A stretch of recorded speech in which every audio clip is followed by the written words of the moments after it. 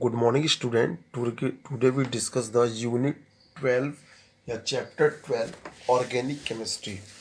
तो आज से हम स्टार्ट करेंगे ऑर्गेनिक केमिस्ट्री और इसमें सबसे पहले देखेंगे कि ऑर्गेनिक केमिस्ट्री में some basic principle and techniques, ये हमारा चैप्टर्स है।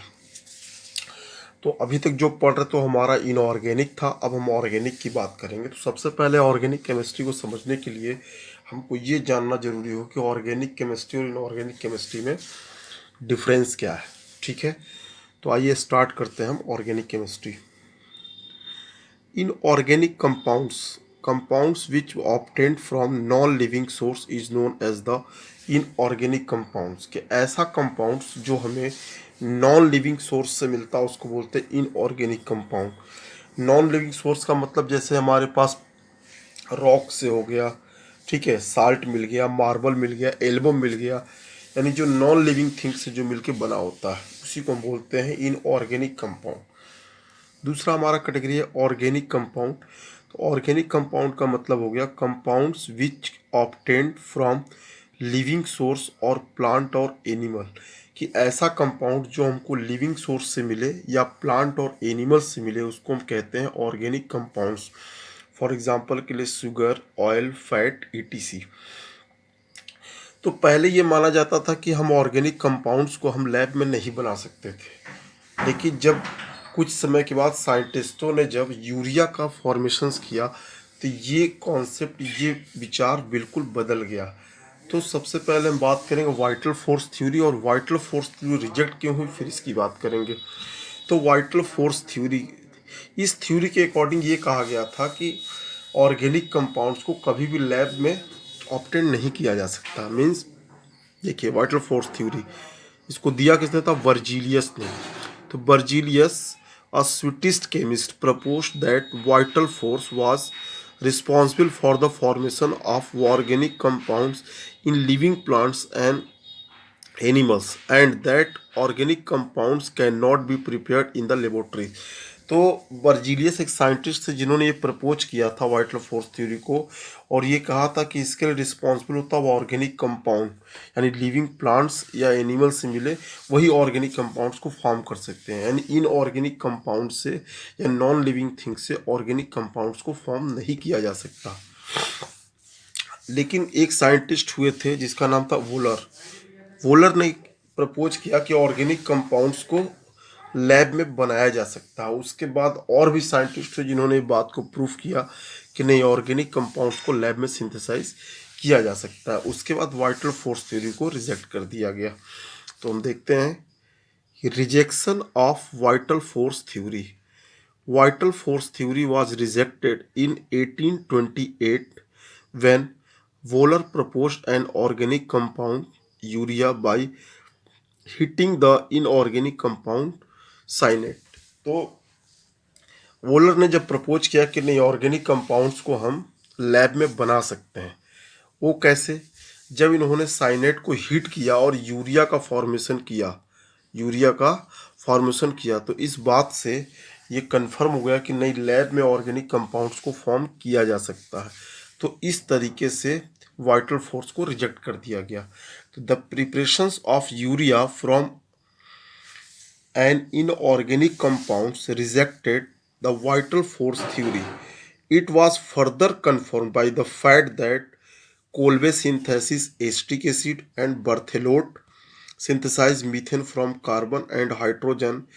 This confirmed that organic compounds could be prepared in the laboratories also। जब वोलर ने ये कहा कि नहीं, ऑर्गेनिक कंपाउंड्स को हम लैब में बना सकते हैं, तो इसके बाद और भी साइंटिस्ट हुए, जैसे कोल्बे ने सिंथेसाइज किया एसिटिक एसिड को, फिर बर्थेलोट ने कार्बन और हाइड्रोजन से मीथेन को बनाया। तो इसके बाद कई साइंटिस्ट थे जिन्होंने ये बात को प्रूफ कर दिया कि नहीं, ऑर्गेनिक कंपाउंड्स को लैब में बनाया जा सकता है। तो जो बर्जीलियस का वाइटल फोर्स थ्योरी था, उसका कॉन्सेप्ट था, उसको रिजेक्ट कर दिया गया। ठीक है, तो आगे देखते हैं।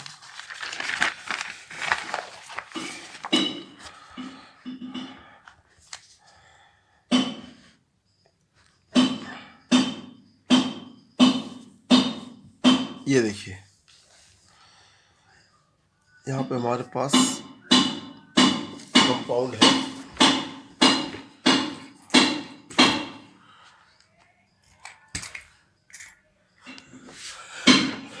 देखिए यहाँ पे ये कार्बन है, ये कार्बन ये हाइड्रोजन से रिएक्ट करेगा यानी इलेक्ट्रिक स्पार्क से, तो बनेगा आपका एल्काइन।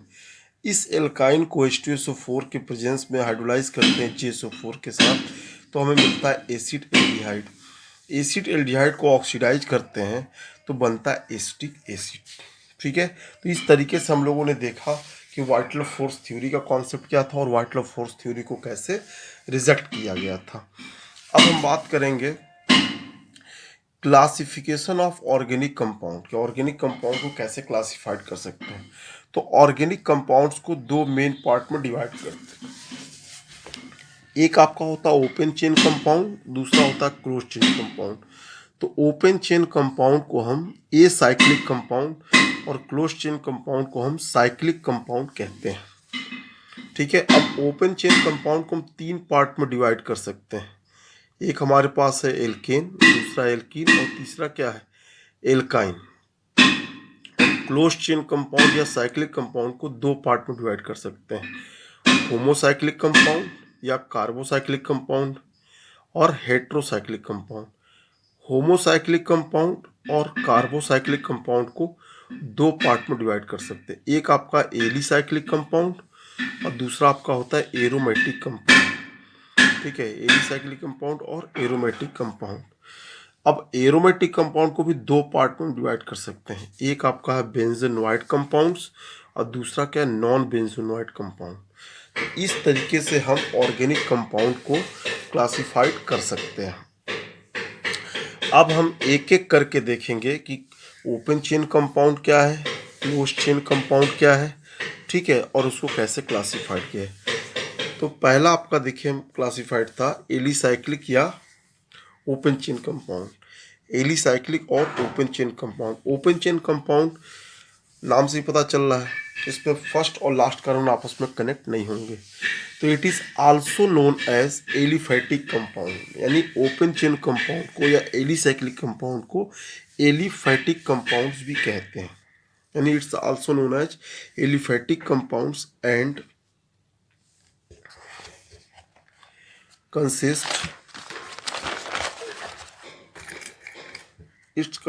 of स्ट्रेट चेन और ब्रांच्ड चेन कंपाउंड। यानी ये स्ट्रेट चेन कंपाउंड और ब्रांच्ड चेन कंपाउंड को भी कंसिस्ट करता है। स्ट्रेट चेन का मतलब देखिए ये CH3 यानी स्ट्रेट चेन जो सीधी रेखा में चलती है, यानी उसमें ब्रांचिंग नहीं मिलती है। तो ये हमारे पास CH3 इसको इथेन बोलते हैं। और ब्रांच्ड चेन जैसे देखिए CH3 के ऊपर एक ब्रांच चेन लगा और ये क्या है CH3, ठीक है ना। तो ये आपका है CH3 इसको बोलते हैं आइसोब्यूटेन, क्योंकि यहाँ पे देखिए दो ब्रांच, एक ब्रांचिंग यानी एक कार्बन से दो रेडिकल लगा होगा, इसको बोलते हैं आइसोब्यूटेन। अगर इसी के साथ इस हाइड्रोजन को रिप्लेस करके एक और यहाँ पे CH3 ग्रुप लगा देते तो उसको बोलते हैं नियोपेंटेन कह सकते थे। नियोपेंटेन वो भी ब्रांच चेन में ही आता है। यानी जब एक कार्बन से अगर दो रेडिकल लगा हुआ या दो एल्काइल ग्रुप लगा हुआ तो इसको आइसोफॉर्म कहते हैं।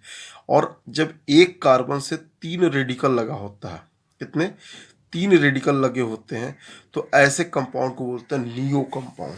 ठीक है, यानी चाहे आपका नॉर्मल इथेन या आइसोब्यूटेन या नियोपेंटेन, ये तीनों आपके क्या है, ये जो तीनों हैं ये आपके एलिसाइक्लिक या ओपन चेन कंपाउंड या ए साइक्लिक कंपाउंड है। तो ओपन चेन कंपाउंड को हम तीन पार्ट में डिवाइड करते हैं। पहला पार्ट आपका है एल्केन, दूसरा पार्ट है एल्कीन और तीसरा पार्ट है एल्काइन।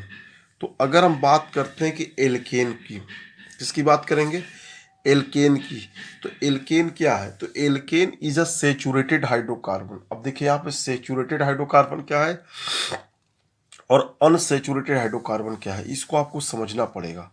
तो सेचुरेटेड हाइड्रोकार्बन का मतलब होता है कि when carbon valency is satisfied by only single bond between the carbon carbon and carbon hydrogen, कि जब कार्बन और हाइड्रोजन के बीच में, कार्बन और हाइड्रोजन के बीच में या कार्बन और कार्बन के बीच में जब आपका सिंगल बॉन्ड होता है तो उसको बोलते हैं सेचुरेटेड हाइड्रोकार्बन। जब कार्बन और कार्बन के बीच में डबल बॉन्ड या ट्रिपल बॉन्ड होता है तो उसको हम बोलते हैं अनसेचुरेटेड हाइड्रोकार्बन।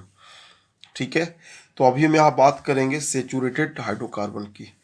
नेक्स्ट पॉइंट देखते हैं, it consist of single bond between carbon carbon and carbon hydrogen. ठीक है, general formula of alkene is CnH2n+2, ये इसका जनरल फार्मूला है।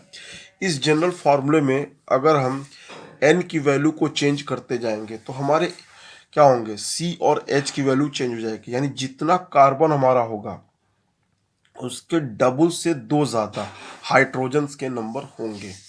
ठीक है, यानी फिर से मैं बोल रहा हूँ कि जो कार्बन होगा, कार्बन के डबल से, कार्बन के जो नंबर होंगे उसमें डबल से 2 अधिक हाइड्रोजन के नंबर्स होंगे। किसमें, सेचुरेटेड हाइड्रोकार्बन या एल्केन में। तो simplest compound of this series is CH4, यानी एल्केन सीरीज का सबसे सिंपल कंपाउंड है वो है मीथेन, इसको बोलते हैं मीथेन, CH4। अभी आप देखिए कार्बन की संख्या कितनी है, 1 है, तो अब 1 को डबल करेंगे तो 2, और 2 में 2 को ऐड करेंगे तो 4, यानी जितना कार्बन हुआ उसके डबल से 2 ज़्यादा हाइड्रोजन के नंबर, यानी CH4, 1 कार्बन और 4 हाइड्रोजन। अब ये तो पहला कंपाउंड आपको हो गया। अगर दूसरा कंपाउंड होना या और भी ऐसे कंपाउंड की सीरीज आपको चाहिए तो देखते हैं कि and other member of this series as follow. जैसे हमारे पास देखिए फार्मूला CnH2n+2, ये हमारा एल्केन का जनरल फार्मूला है। अब यहाँ पे n की वैल्यू हम चेंज करते जाएंगे तो कार्बन और हाइड्रोजन के नंबर हमको चेंज मिलते जाएंगे। तो जैसे हम बात करते कर हमने n की वैल्यू 1 रखा है, तो n की वैल्यू जब यहाँ पुट करेंगे तो हमें मिलेगा CH4, इसको कहते हैं मीथेन या मेथ कहते हैं, और इसका सफिक्स एल्केन। सफिक्स और प्रीफिक्स क्या होता है कि सफिक्स जो बाद में कोई वर्ड ऐड होता है, प्रीफिक्स जो पहले कोई वर्ड ऐड होता है। दूसरा आपका देखिए N=2, तो इथेन C2H6, इसको बोलेंगे इथेन। N=3, C3H8, इसको बोलेंगे प्रोपेन। N=4, C4H10, इसको बोलेंगे ब्यूटेन। N=5, ये C5H12, इसको बोलेंगे पेंटेन। N=6, C6H14, इसको बोलेंगे हेक्सेन। N=7, C7H16, इसको बोलेंगे हेप्टेन। N=8, ये हो गया C8H18, ये हो गया ऑक्टेन। N=9, ये हो गया आपका C9H20 नोनेन। और लास्ट आपका है N=10, C10H22, ये डेकेन। तो इस तरीके से मैंने 10 कार्बन्स के कंपाउंड को डिस्कस किया। ऐसे बहुत सारे कंपाउंड्स आपके हो सकते हैं, बहुत सारे कार्बन कंपाउंड्स हो सकते हैं। इससे आपको जान के हैरानी होगी कि हर साल समझ लीजिए कम से कम मिनिमम 10 to 20,000 न्यू कंपाउंड्स की डिस्कवरी होती है।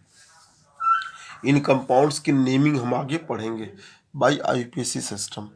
तो ये हमने देखा कि एल्केन की सीरीज में मिल गई। तो जितने भी कंपाउंड्स हम यहाँ पे देख रहे हैं, चाहे 1 कार्बन का हो, चाहे 10 कार्बन का हो, चाहे 2, 1 से 10 में देखिए, सब में क्या होंगे, जो कार्बन के जो नंबर्स हैं और हाइड्रोजन के नंबर्स में एक रेशियो मिलता है, यानी जितने कार्बन्स के नंबर होंगे उसके डबल से 2 ज़्यादा आपके क्या होंगे, हाइड्रोजन्स के नंबर होंगे। तो ये आपने देखा। इसके बाद हम बात करेंगे एल्कीन और एल्काइन की। जैसे नाम से देखिए पता है, अब एल्केन को हम मार्स गैस भी कहते हैं बेटा। एल्केन को मार्स गैस भी कहते हैं क्योंकि मार्सी प्लेसेस से निकलता है, जहाँ पे देखिए कीचड़ होता है या दलदल होता है, जहाँ पे मड होता है, वहाँ से एक गैस प्रोड्यूस होती है, उस गैस को हम मीथेन कहते हैं। अब इसका एक नाम और है, मीथेन का एक नाम और है, इसको हम कहते हैं डंप फायर। डंप फायर का मतलब देखा होगा, जब गर्मियों के टाइम में जब टेम्परेचर बढ़ जाता है तो कोल माइंस में आग लग जाती है अपने आप। ठीक है, जब टेम्परेचर बढ़ जाता है तो अपने आप कोल माइंस में क्या होता है, आग लग जाती है। तो इसी की वजह से इसका नाम डंप फायर भी रखा गया है। तो आज हम लोगों ने देखिए ऑर्गेनिक कंपाउंड में vital force theory, rejection of vital force theory और क्लासिफिकेशन ऑफ ऑर्गेनिक कंपाउंड देखा कि ओपन चेन और क्लोज चेन।